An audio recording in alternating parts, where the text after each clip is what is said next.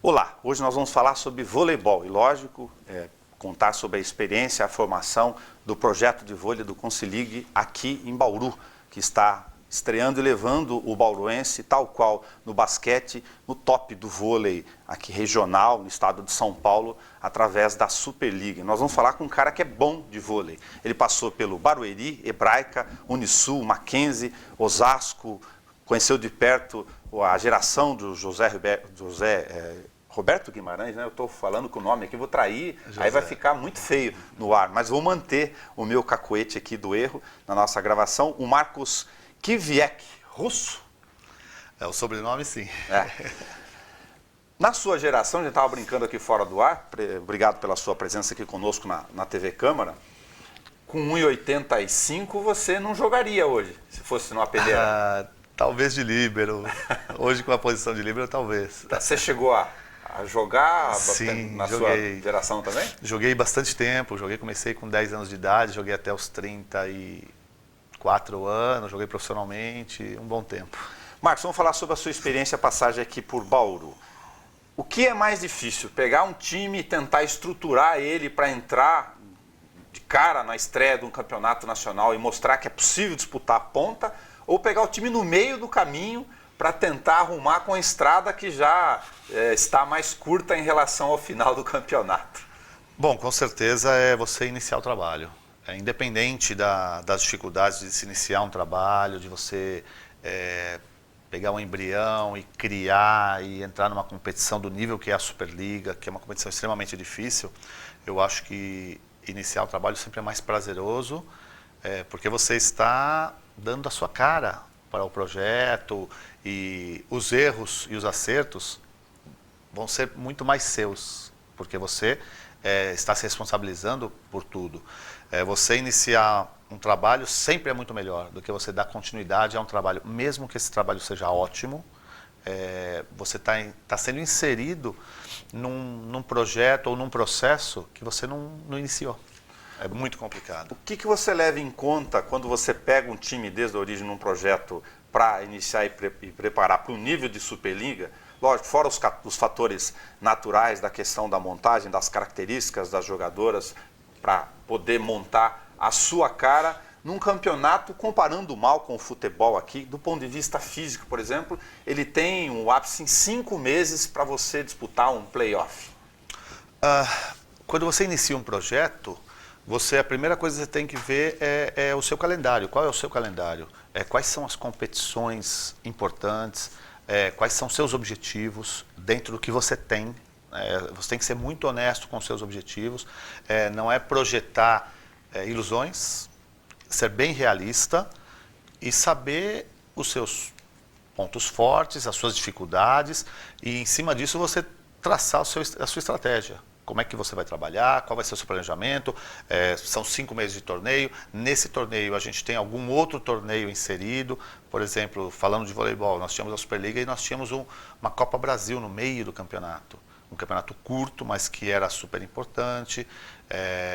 Iam classificar 8 equipes, as 8 equipes que acabassem o turno classificariam para a Copa Brasil. Então, dentro de um objetivo macro, você tinha um micro objetivo também, que era a Copa Brasil. É importante para o projeto, não é importante para... Essas coisas têm que ser todas determinadas antes de começar.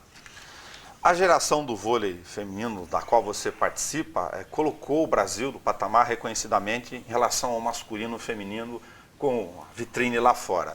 O que faz a diferença para o Brasil continuar mantendo esse ciclo? Mais difícil do que subir ao topo é conseguir respirar o tempo inteiro sobre ele. Eu também bato bastante nessa tecla, que eu acho que vencer pode ser algo pontual, algo que aconteceu. Você estava com uma geração boa, estava num momento excelente, alguns fatores contribuíram e venceu. Eu acho que o grande problema é você se manter ali em cima. E vencer no esporte não é que é apenas um fator, é super importante. Nós estamos falando de esporte de alto rendimento, então vencer sempre é o grande objetivo. Só que você tem que lidar, nesse vencer, você lida com derrotas também. E eu acho que a diferença é você saber lidar com as derrotas e administrar bem essas derrotas, sair muito rápido dessa situação para se manter em cima.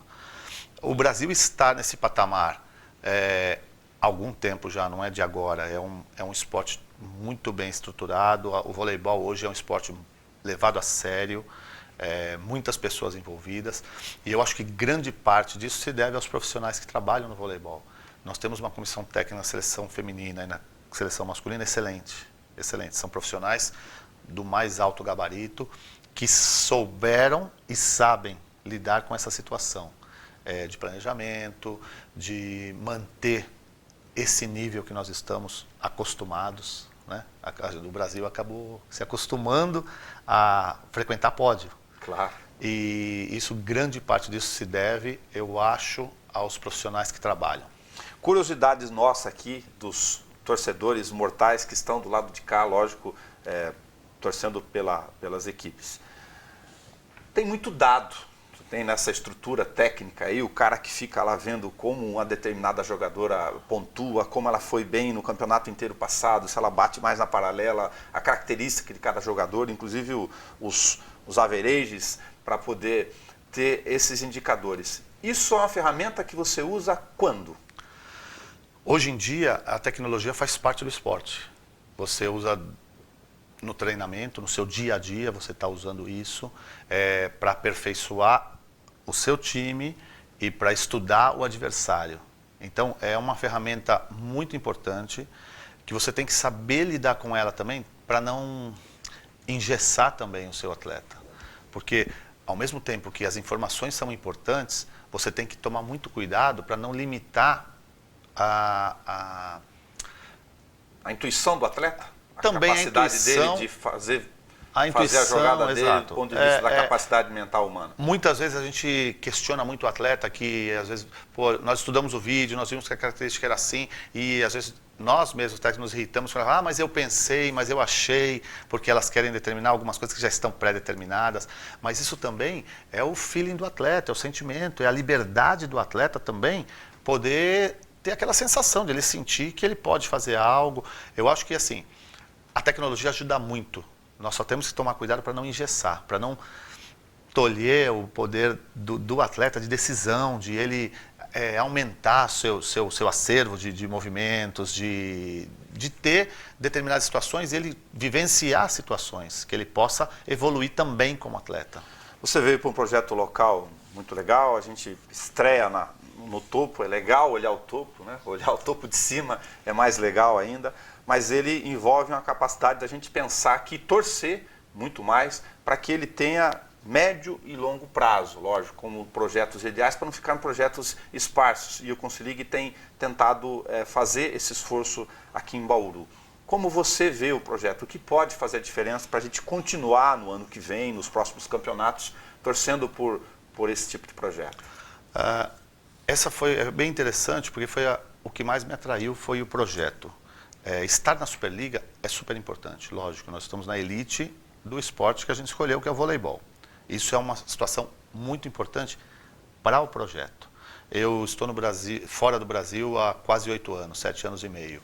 E fui por uma situação também de desenvolver um projeto, de começar algo e dar continuidade a algo a médio e longo prazo. E sempre foi meu objetivo voltar ao Brasil, porque é o meu país, é onde eu gosto de estar, não que eu não esteja feliz onde eu estou, mas é meu país. E eu acho que se eu puder contribuir com algo, que seja no meu país. Porque, afinal de contas, além de eu ser brasileiro, eu amo o que eu faço.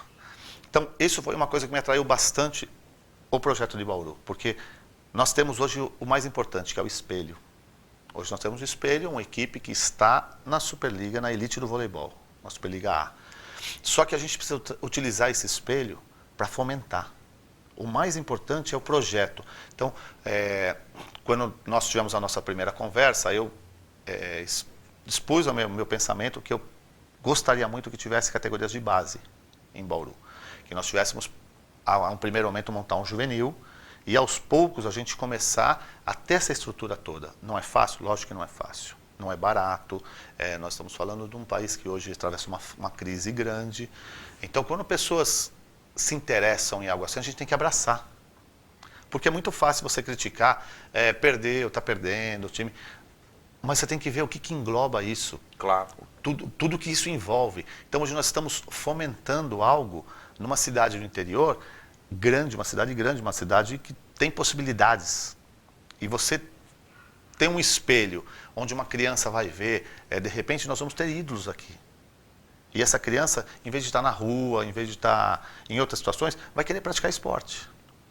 Então, acho que isso é o que o esporte tem que contribuir, com esse fomento. Eu vou dar um depoimento aqui como torcedor, não é pieguice, quando você vai no ginásio, na panela de pressão, e vê as famílias todas envolvidas, e aí tem a característica, por causa do esporte, de atrair o ambiente, enfim, no vôlei, do basquete, isso, felizmente, é muito mais favorável, infelizmente, do que ir no estádio de futebol, por outras tantas razões, mas isso faz toda a diferença. Total. Então, hoje, a região de Bauru é uma região muito rica em potencial humano, em revelação de atletas. Nós não podemos desperdiçar isso. Várias pessoas, não vou dizer várias, vamos por 5, 6 pessoas já me ligaram perguntando se vai ter categoria de base, que a filha dele quer jogar, que tem uma menina, que elas estão muito interessadas. Então essas coisas são importantes, as pessoas estão vendo, as crianças estão vendo. Mas a curva fora da regra, a gente está no coração de São Paulo, no centro do estado de São Paulo, e não agregar esse ponto de convergência para esse tipo de projeto aqui. Aproveitar uma experiência sua, que você passou por várias equipes, enfim, você está na República Dominicana, vou perguntar sobre isso logo em seguida, sobre a sua impressão sobre se o Brasil, enfim, a gente já comentou, de ponta há muitos anos no topo do vôlei internacional, é reflexo de estrutura, de formação. Agora, os bolsões, nós temos bolsões de boas equipes, Rio Grande do Sul, Valinhos, para citar os que estão, São Caetano, São Bernardo, a potência de Osasco, Rio de Janeiro, está espalhado do ponto de vista territorial nosso, por uma série de características do vôlei em especial, ou não? Nós temos essas estruturas que a gente está pensando aqui. Eu acho que nós vivemos no país uma contradição, é uma contradição muito grande. Nós temos uma realidade na seleção brasileira, que vai muito bem, obrigado, né? É uma estrutura fantástica. Hoje nós temos um dos melhores centros de treinamentos do mundo, de Saquarema, onde a seleção brasileira, todas as seleções de base, seleção de praia, treinam e se estruturam. Ali eles têm tudo à disposição, primeiro mundo. E nós temos outra realidade no país, em relação a clubes, escolas. Nós não temos no país uma cultura esportiva. Isso é muito complicado. E aí nós vamos entrar em parte de política também, vai envolver outros fatores também, que eu acho que o debate seria muito longo. Claro. Eu só acho que essa contradição tem prejudicado muito o esporte. Então nós temos heróis trabalhando em clubes, tentando trabalhar com o que tem, que não é muito. Às vezes você não tem nem bola para trabalhar, você não tem uma quadra decente, um espaço decente para trabalhar, e as pessoas seguem trabalhando. Por amor, por dedicação, ou por um sonho, ou por algo que está buscando num futuro próximo. Você tem técnicos que às vezes estão tirando dinheiro do seu bolso para estar trabalhando porque gosta e porque espera uma oportunidade. Então são realidades que a gente vai estar pagando um preço daqui para frente, assim, já está começando, né? Nós já temos dificuldades em renovação, em captação de talentos. Antes existia muito mais facilidade, hoje nós já temos dificuldades para isso. Com uma outra contradição, para a gente como cidadão botar um pouquinho o dedo na ferida aqui, sem querer politizar, mas não deixar de comentar. O embrião dessa historinha toda, a nossa geração tinha professores de educação física, onde ir na atividade física era uma tentativa de aprender esportes, handebol, mesmo lá na Pequena Itaberá, vôlei, basquete, enfim. Hoje parece um sufoco, o cara quer a licença lá, dispensa para poder encarar isso. A escola é a base. A escola é base de tudo, não tem jeito. Então nós vamos entrar no problema da educação. A nossa geração, nós temos praticamente a mesma idade, não é exemplo. Mas eu cansei de perder aula para ficar na quadra jogando bola. A minha matéria que eu adorava era educação física. Hoje as pessoas fogem da educação física, elas querem arrumar um atestado, qualquer que seja, para não fazer educação física. O professor de educação física, eu fiz educação física por causa do meu professor de educação física. Então, era um exemplo. Hoje, não só o professor de educação física, o professor é marginalizado. Hoje o professor tem medo de dar aula. O que o Brasil tem que a República Dominicana não tem no vôlei? Você está com um projeto lá, você está longe dele, você pode comentar. Lógico, eu estou brincando com a simbologia aqui. Então, são projetos com outra intensidade e intenção. Lá na República Dominicana, primeiro que é um país extremamente pobre, né? Um país meia ilha, faz divisa com o país mais pobre do mundo, que é o Haiti. É um país de 9 milhões de habitantes. Menor que o estado de São Paulo, nem em comparação com o estado de São Paulo. Então, é um país com uma realidade totalmente diferente. A gente até brinca assim, eu comparo a República Dominicana ao Brasil dos anos 50, 60. São pessoas assim, lá falta água, em regiões falta luz, tem regiões que ficam 2, 3 dias sem água, sem luz. Então, na capital, alguns lugares são. Então, é um país que não tem, a classe média é muito achatada. Você tem alguns ricos e muitos pobres. Então, são realidades bem diferentes. Então, o voleibol feminino hoje cresceu bastante lá na República Dominicana por conta do PAN em 2003, que deu uma alavancada forte. A República Dominicana foi campeã do Pan-Americano lá, o feminino, e isso criou como se fosse o futebol hoje aqui. As meninas vão para o voleibol tentando melhorar a vida, tentando ter um meio... Uma alça, uma alavanca. Exatamente. O que é o garotinho hoje que começa a jogar futebol, que ele quer sustentar a família, ele tem um sonho, os pais investem naquilo, porque de repente vê naquela salvação da lavoura, né? Lá também existe essa realidade. Então a menina vai para o voleibol para brigar pelo seu futuro, porque ela tem exemplos hoje, você tem meninas lá que já estão super bem de vida, fizeram sua vida, estão tranquilas, ganharam muito dinheiro, e esse espelho é muito importante lá. E a proximidade é muito importante. Aqui é um país gigante, um país de dimensões totalmente diferentes. O voleibol, que é o que nós estamos falando hoje, está muito centralizado. Então você vê, quando você faz um jogo da seleção brasileira no Nordeste, lota. Em top ginásio, porque eles não têm muitas opções de lazer e são ídolos que eles veem somente pela televisão. Em São Paulo, no Rio, você tem aquele público, mas aquele público fiel, não é uma coisa de massa. A seleção sim, mas os clubes, e as mesmas jogadoras que estão na seleção estão nos clubes. Você não consegue mobilizar tanta gente, porque o ídolo é uma coisa corriqueira, pessoas que você vê todo dia na rua, andando do seu lado. No Nordeste é diferente, no Norte, até no Centro-Oeste. Então, acho que nós deveríamos aproveitar isso para fomentar o esporte. Só que é uma estrutura complicada, é uma situação bem difícil.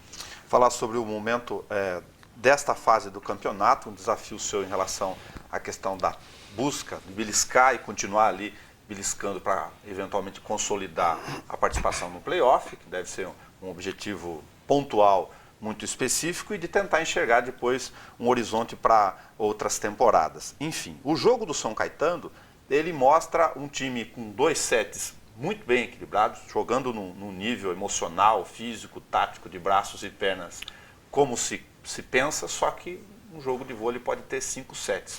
Os outros 3 caem muito. Nós viemos de uma sequência muito difícil também, de jogos. Foi como você falou, você entrar no meio de um processo é complicado, porque até você se inteirar de como está a situação, de como foi feito o planejamento, e você ter que mudar esse planejamento, é muito complicado. Você pode ter sucesso, como você pode ter o fracasso. E o esporte você tem que lidar com sucesso e com fracasso. E eu falo sempre com as meninas, ou você perde ou você ganha. Esse é o esporte, nós não temos nem empate no voleibol. A diferença é como você ganha e como você perde. Então, por exemplo, nós perdemos um jogo que pode-se dizer que nós perdemos 3 pontos nesse jogo, porque era um jogo que estava ganhando 2-0. Claro. Poderíamos ter liquidado em 3-0 ou 3-1. Viríamos com os 3 pontos para casa. Acabamos voltando com 1 ponto só. Deixamos escapar, onde nós jogamos 3 sets muito, muito abaixo do que foram os primeiros 2 sets. Nós fizemos um jogo com o Rio de Janeiro, jogamos 2 sets excelentes. E perdemos o terceiro set jogando abaixo do nível também. Jogamos jogo com o Rio do Sul, 3-2 também aqui em casa. Um jogo muito alto lá em cima, os parciais 28-30, 26-24, mas numa intensidade muito grande. Mas jogamos em casa, onde nós nos sentimos bem, na zona de conforto. Nós tivemos o desgaste da viagem. Claro. a preparação é totalmente diferente.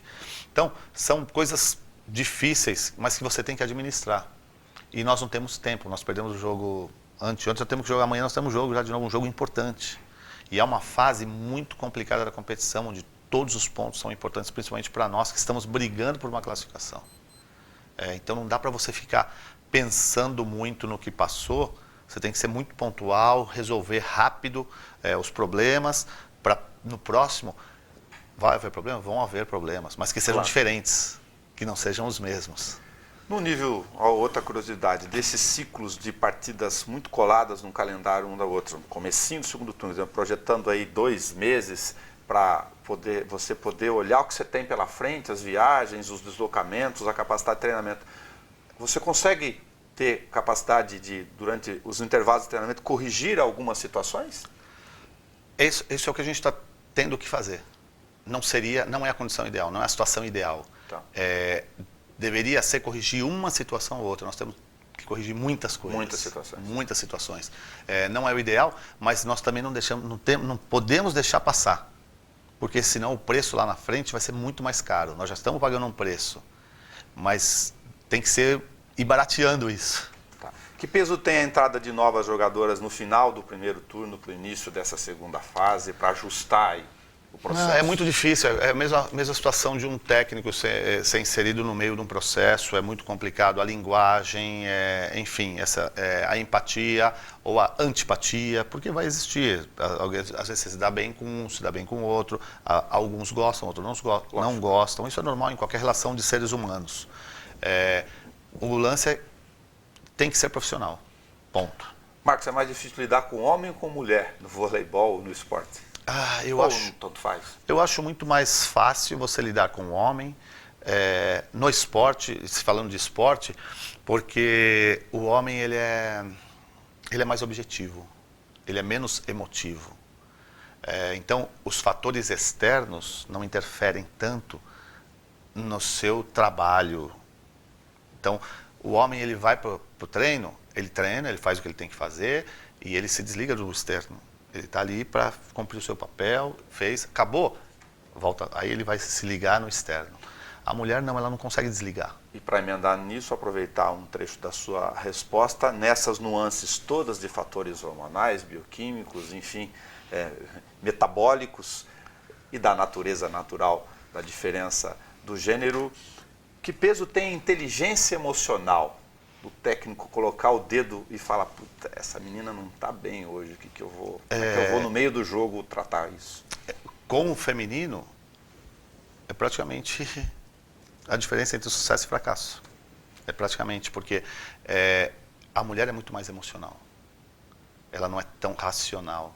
Então, quando você aprende a lidar com isso, quando você conhece, de você estar olhando para ela e você saber que com essa eu posso gritar, com essa eu tenho que falar de outra forma, essa entende melhor dessa forma. Essa é a diferença entre o sucesso e o fracasso. Tá. Como torcedor, se não como técnico, fica mais difícil. Eu já sei que você ia falar, nosso time vai disputar a ponta da Olimpíada e vamos torcer para ganhar, lógico.